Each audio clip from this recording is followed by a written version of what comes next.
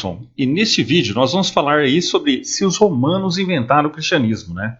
Então desde já peço para que vocês curtam o vídeo, inscrevam-se no canal, certo? Para que vocês cliquem no sininho para ver se vocês estão recebendo as notificações, tá bom, pessoal? E isso aí, dê um apoio aí para o canal, tá bom? A ideia de que o cristianismo é simplesmente a tentativa do governo romano de criar uma religião oficial é obviamente falsa. Ele já tinha uma religião oficial, na qual o imperador era honrado como Deus. Como os pobres seriam pacificados abandonando essa religião em favor de outra em que os cidadãos fossem lembrados de que devemos obedecer a Deus e não aos homens? Mas esta é apenas a primeira de muitas daquilo que poderíamos chamar de afirmações históricas criativas desses ateístas, né? Por exemplo, ele escreve que certamente Agostinho inseria o nascimento virginal, Jesus como Deus, a Santíssima Trindade, o pecado original, a conversão forçada e as guerras santas, todos os quais foram adotados em Nicéia. Isso alguns ateus dizem, né? Teístas, né, dizem, né? Tudo isso é totalmente impossível, já que Agostinho nasceu em 13 de novembro de 354, bem depois de Nicéia. Na verdade, toda a sua teoria sobre as origens do cristianismo é refutada por uma grande quantidade de evidências antigas. Eu escrevi sobre as crenças dos cristãos que viveram antes do ano 200, por isso posso atestar que eles já existiam, né? Já existiriam, né? A. Eles já existiam, né? Tiram lá no caso. B. Adoravam Jesus. E C. Temos os seus próprios testemunhos deste fato, a partir dos seus próprios escritos, muito antes da legalização do cristianismo. Mas mesmo que você não saiba nada sobre a história cristã primitiva, espero que as informações históricas desses ateístas aí, né, lhe pareçam estranhas. Afinal, o primeiro concílio de Nicéia foi uma reunião de bispos cristãos em todo o império. Mas como isso poderia acontecer se não houvesse cristianismo e, portanto, não houvesse bispos? Esses ateus aí de YouTube, né, esses palpiteiros de YouTube, né, continuam explicando que os evangelhos foram escritos pelos romanos, né? E é por isso que os romanos têm cheiro tão doce nos evangelhos, né? Para aqueles que nunca leram a Bíblia ou mesmo assistiram a Paixão de Cristo, etc., a história começa com o nascimento de Jesus, momento em que o rei Herodes procura matá-lo, ao saber que aquele Jesus está sendo chamado de rei dos judeus, né? Vejam lá em Mateus 2:2. O contraste é óbvio. Herodes é um fantoche romano e seu pai era um edomita, não da linhagem davídica, que garantiu o trono através de seus laços políticos com Júlio César. Jesus é o verdadeiro rei dos judeus, predito nas escrituras judaicas.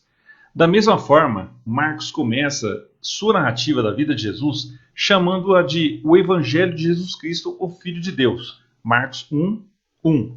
Como explica o Dr. Christopher Hodgins, da Universidade da Carolina do Norte, Greensboro, ele diz: esta afirmação aparentemente simples tem mais camadas do que parece. Não só anuncia um começo, mas também se apropria e reaproveita uma fórmula de adoração ao imperador romano. A maioria dos povos mediterrâneos no início da Era Comum, né, reconheceriam uma frase grega como esta: Evangelio tou Augustu, Caesaro hoiou tou Theou, né, ou o início das boas novas de Augusto César, filho de Deus, ou filho do Deus, entendeu? Estátuas e monumentos foram gravados com palavras como estas em homenagem à descendência de Augusto de seu pai adotivo, o divino Júlio.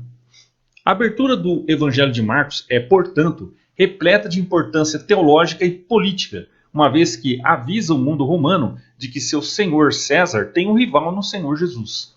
Esta tensão dramática atinge seu clímax durante a Semana Santa, quando Jesus é preso e entregue ao governador romano Pôncio Pilatos.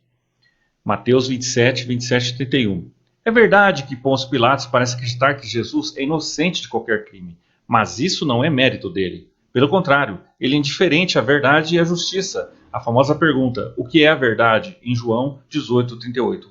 E preocupa-se apenas com o que é politicamente conveniente. Nesse caso, apaziguar a multidão sanguinária reunida diante dele.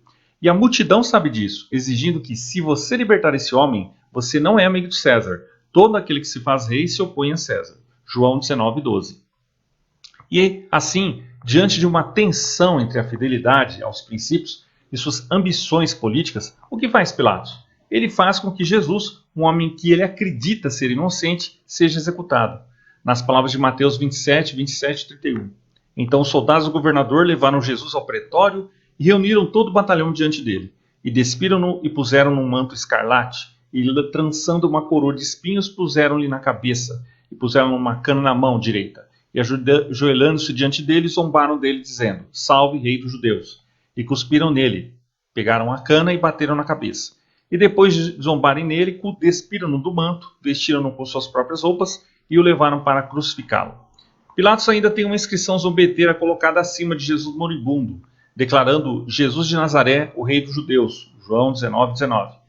E, no entanto, de acordo com esses ateístas, os romanos cheiram tão bem nos evangelhos, que a única explicação é que o governo romano inventou toda a história como propaganda pró-governo. Então, não dá para acreditar, né, pessoal? Não dá para engolir essa história aí, né? Então é isso, pessoal. Se vocês gostaram do vídeo, deixa um like aí, inscreva-se no canal e compartilhe aí, tá bom?